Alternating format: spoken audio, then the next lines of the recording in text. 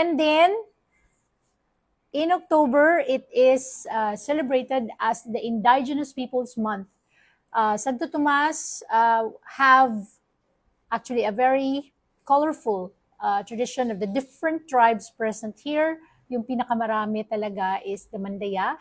But our canty holder, as I said, is the Ata Manobo of Davao del Norte, covering Santo Tomas, Tibalog, San Jose, and Magwawa. And then we have the Ata of Paquibato, covering the 4 barangays, New Visayas, Bubungon, Balagunan, and Tulalian. And we have Kagan, no, in Esperanza. Mandaya is we have from Kimamon, Lungaog,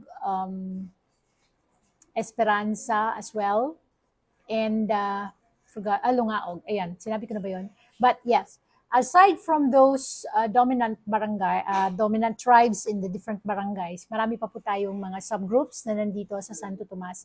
And we all gather them together through the Municipal Tribal Council, no, and also our Municipal Indigenous Peoples Mandatory Representative, si Dato Fernando Dumait.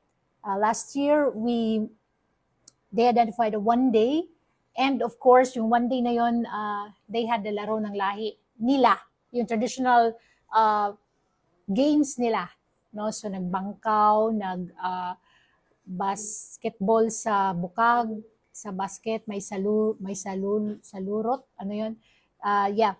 So these are all aimed at downloading the tradition of their culture to the new generation. So hopefully we would have more participants coming from the young ones of the tribe para makabalo sila, and they will be honored, no, to have this knowledge, yung traditional knowledge nila.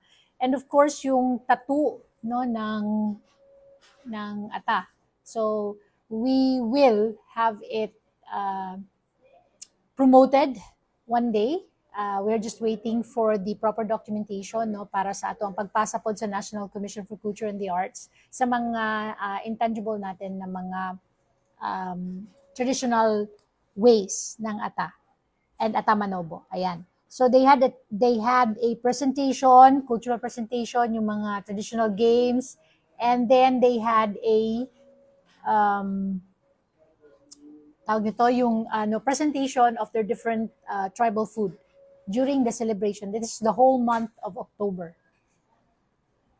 All right. And then by December, the Tourism Office, in partnership with other offices, we have the GSO again, and the Engineering, and Esticast with Sir Uni, and Richard Ramal as one of the designers of the Municipal Plaza. No, sa Municipal Plaza, kasi yung sa Palengke po, that is being handled by the MEDMO, with leadership of our municipal administrator, acting municipal administrator, and our MEDMO manager, Ma'am Ana Jane Gatillo. So, the Paskuhan sa Santo Tomas, no? Tayong yung Candyland, yung concept last year, and then we had a launching and a countdown for the Pasko, and of course the New Year celebration. Ayan.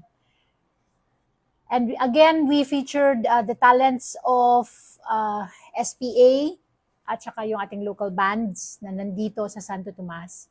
Ayan. So that was 2024.